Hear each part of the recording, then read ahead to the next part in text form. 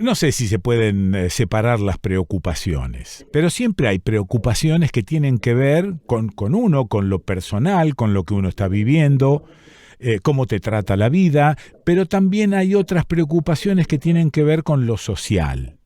Y en un medio de comunicación creo que es más importante plantear estas últimas. Yo vivo en un pueblo pequeño con calles de tierra. Todos los días salgo a hacer una caminata de alrededor de 1 hora, o sea que veo el movimiento del pueblo. En estos pueblos también, y para, bueno, un ahorro de combustible, hay mucha gente que usa moto, motito, motita, motocicletita, 2 ruedas, digamos, ¿no? Bueno, nadie usa casco. Digo, alguno de vez en cuando lo ves con casco, pero nadie usa casco. Y la verdad es que por ahí veo pasar en una motito de estas una señora con un bebé adelante y una nena atrás, cosas horribles ya con casco inclusive, pero pasan sin casco, como si se pensase que, bueno, la tierra va a amortiguar el golpe en la cabeza, como si no te vas a caer ni nunca va a haber un accidente. Resulta ser que en este pueblo de vez en cuando se muere un pibe. Digo un pibe porque es lo más común. Los pibes andan a los pedos con sus motos, divirtiéndose, jugando, lo que quieras. Ni uno con casco. Digo, ¿esto qué es? ¿Esto es una observación de viejo choto?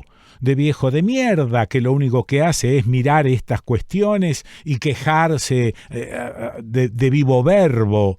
Digo, no sé cómo se soluciona. No veo que la policía pare a los que no llevan casco. No veo que si hay algún inspector de tránsito municipal, porque esto es un municipio, San Marcos Sierras, no es una comuna, es un municipio. Y bueno, tampoco veo que se los pare, no sé, que haya de alguna manera un control. No aprendemos ni con la muerte de algunos pibes. Y me consta, porque en la historia que tengo de acá, no digo presenciado, pero he estado durante algunos velorios de pibes en motos que se han hecho pelota. Bueno, yo no sé si esto lo puedo charlar con Laura Lobo, pero me parece que es lo más cercano que tengo, Laura, para plantearle esto. Hola, vieji, ¿estás por ahí? Hola, Quique, acá estoy. Sí, la verdad que todas tus palabras nos hacen ver como un claro indicador de tantas cosas absurdas que pasan en la sociedad y este es un gran exponente de eso, sobre todo el hecho de que podríamos hasta denominar los niños a muchos niños y niñas, a muchos de los Sí, jóvenes que están en esa situación, ¿no? Y cómo se llega, y cómo tomando esto como indicador a que eso sea algo evidente para nosotros es como, creo que García Márquez en Crónica de una muerte anunciada no lo hubiera pensado como tan alevoso, claro.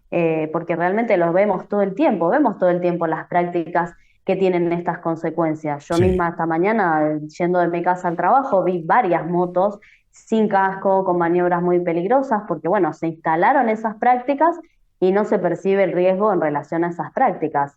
Sí, Y bueno, también pensar cómo llegamos a eso, ¿no? Si claro, pensamos sí. en la complejidad que tiene el espacio público, que ya lo hemos hablado, Mm, tomando esto, ¿no? Como indicador, la infancia, cómo se construye esta práctica de circular en el espacio público sí, en esos niños que son los que después, cuando lleguen a la hora de conducir un vehículo, tengan la edad y el acceso a ese vehículo, donde los adultos tampoco han podido limitar o claro, están pudiendo instalar prácticas porque sí. sus propias prácticas son riesgosas, Mm, bueno, ahí se exponen mucho más por la vulnerabilidad que tienen, porque ya de por sí son vulnerables. Un joven, recién a los 24 años se entiende que se termina de desarrollar, por mm, ejemplo, el aparato psíquico y la cognición que nos permite percibir el riesgo, tomar decisiones, sí, discernir, mm, entender para qué está la norma y para qué la respetamos. Y sí, estamos hablando de que por ejemplo, en Santa Fe, en el interior de Santa Fe, donde yo vivo, en la provincia que vivo,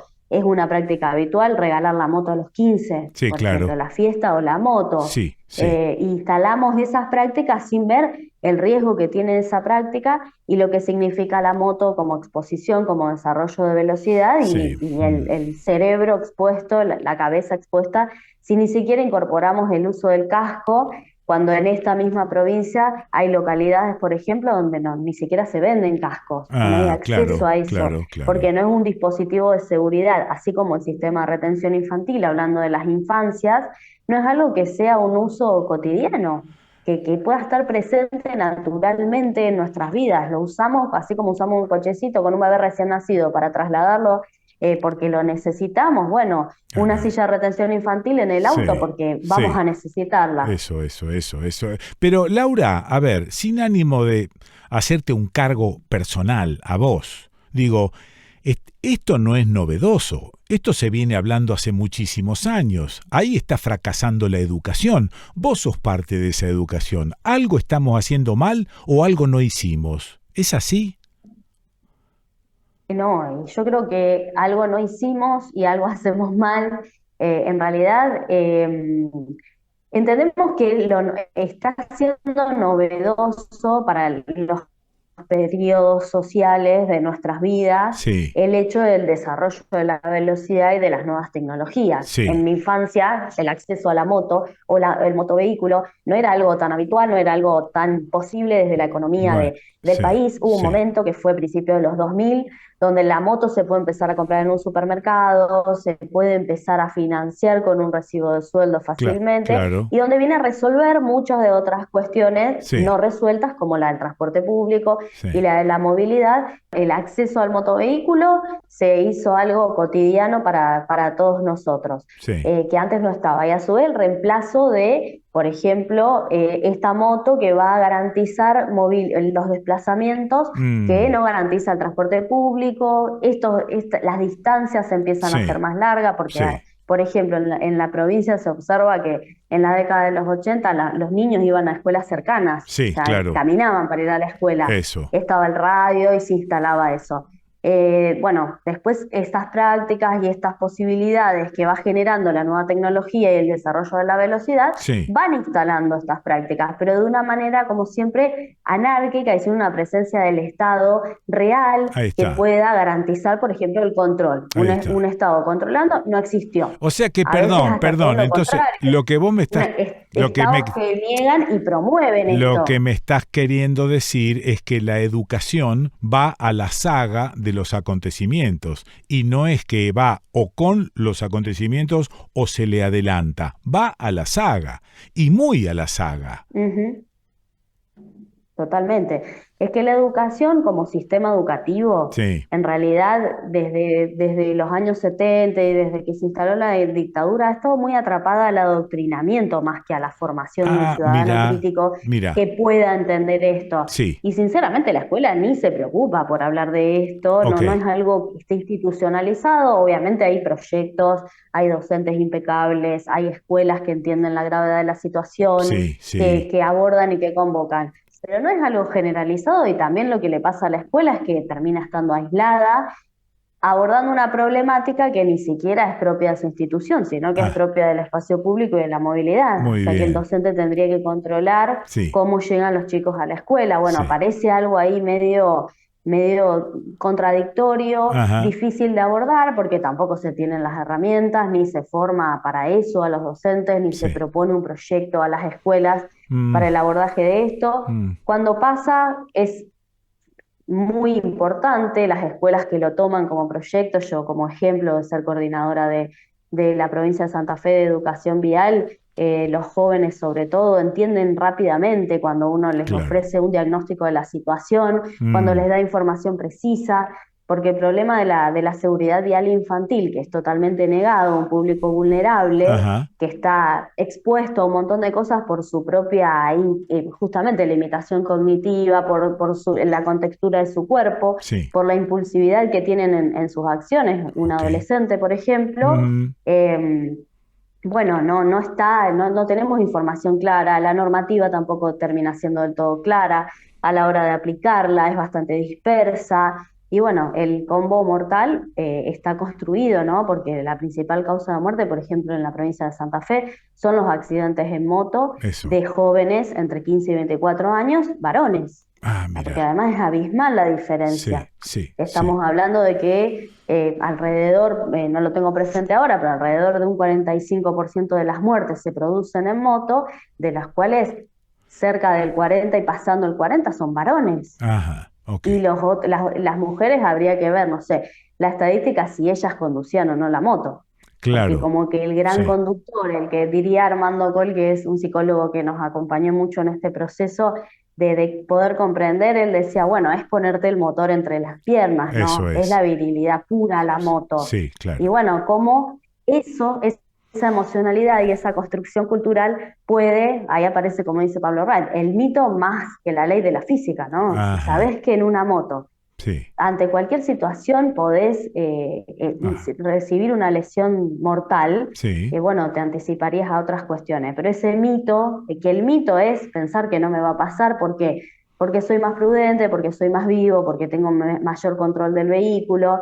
Y eso es una Mm, fantasía como puede tener un niño de 5 años que cree que es Superman. O sea, porque es la misma claro. lógica de Y, pensamiento. y es también la misma lógica de naturalización de las cuestiones la que produce la falta de control de aquellos que tienen que ejercer el control. Por ejemplo, dos policías parados en una esquina y parando a cuanto motociclista pase para hacerle una multa, para incautarle la moto, para no sé para qué.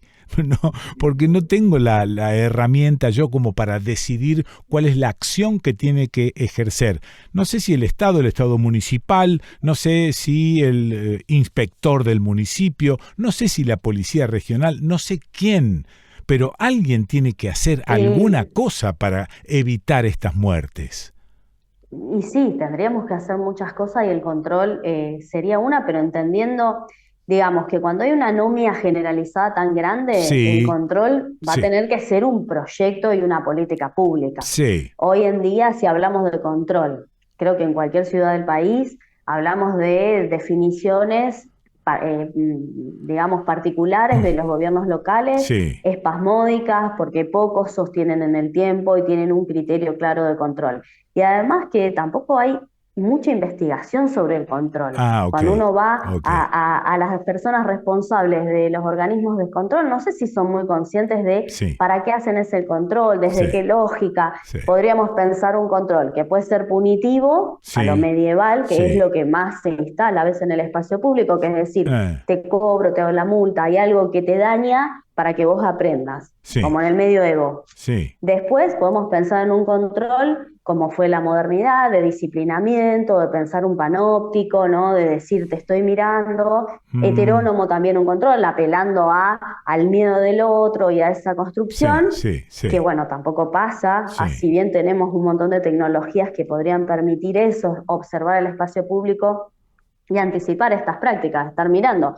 Hay jóvenes que corren picada, de hecho en Rosario ha habido varios casos de esto, como es una ciudad que tiene cámaras y monitorea todo el tiempo, de ver que están corriendo picadas y bueno, detener a esas personas y empezar todo un proceso de sanción Mamma muy mía. Sí, interesante sí, como sí. experiencia. Sí, pero Y después, bueno, viste que nos. apelar a un control que sea un control más bien, digamos, que pueda construir autonomía en Sí. el otro, un control que le permita reparar tal vez ese daño como una instancia de aprendizaje que ya sería una mirada muy superadora del control y de la sociedad que queremos tener Pero vinculada con las normas. Laura, siempre estamos solos, siempre estamos mirándonos el ombligo, el otro no existe. Y si yo acato alguna orden de llevar las luces bajas en la ruta y ponerme el cinturón de seguridad, es pura y exclusivamente por la guita que me va a costar si me hacen una multa. Digo, esto es parte de la realidad y no tiene arreglo. O por lo menos no lo veo. Tal cual.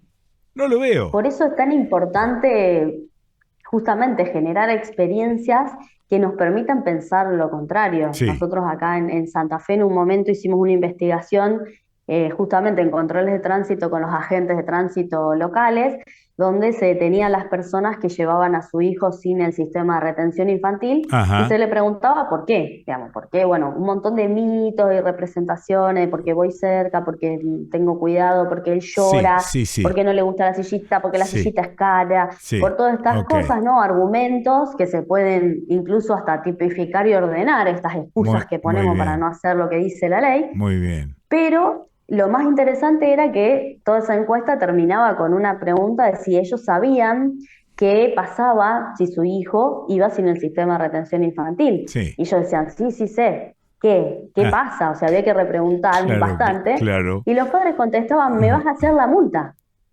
me vas a hacer la Sí, multa. sí, sí, sí. Cuando hoy en día, digamos, exponer a un niño a una de las Sí, situaciones más riesgosas y peligrosas de su vida, sí, señor. llevarlo sin un sistema de retención infantil Sí. Bueno, por la fragilidad de su cuerpo, ¿no? Por la particularidad que tiene un niño. sí. Sí, la verdad es que yo hago preguntas como si estuviese viviendo en otro país. La pregunta que siempre termino haciéndome es, este desorden, ¿por qué va a ser distinto al desorden generalizado en el que vivimos? No es distinto, no tiene por qué ser distinto. Con lo cual, mi pregunta, Laura Lobo, fue totalmente inútil. No, es que en realidad sí, el tránsito y el espacio público es Sí, como la caja de resonancia de sí, todo lo demás. exactamente, Es un muy bien, hecho social muy bien, muy bien. que justamente parte de no comprender eso como un hecho social hace que se frustren muchos de los Sí, intentos de tratar de cambiarlo claro, porque pensamos que tiene que ver con la norma y con que el otro acate la norma. Y en sí. realidad, si ya tenemos el problema de que la norma no tiene lugar y que el otro no la está acatando, Sí, entonces, ¿qué está ordenando nuestras prácticas? muy bien, Nuestro problema es gravísimo muy como bien, ciudadanos muy y en bien. relación con el Estado. Eso es, y nos pone en riesgo y es una, digamos, es realmente una fatalidad, porque es la principal causa de muerte Ah, en ni las me personas digas, jóvenes ni que se me hubieran podido digas. prevenir. Sí. Gracias, Laura. Gracias por este mensaje optimista que hemos organizado en el día de hoy con respecto a las normas de tránsito y a la seguridad de aquella señora que va con un bebé adelante en una moto y una hija atrás y todos alegremente sin casco. Qué bonito. Ujú. Te mando un Sí, beso. que todo sea una reflexión para Eso, cambiar en muy la bien, acción. muy bien. Gracias, Laurita. Gracias a vos. Chau, chau. Seguimos en contacto. Ok. La escuchaste a Laura Lobo. ¿Y dónde la escuchaste? ¿Dónde vas a escuchar a Laura Lobo? La escuchaste en el desconcierto.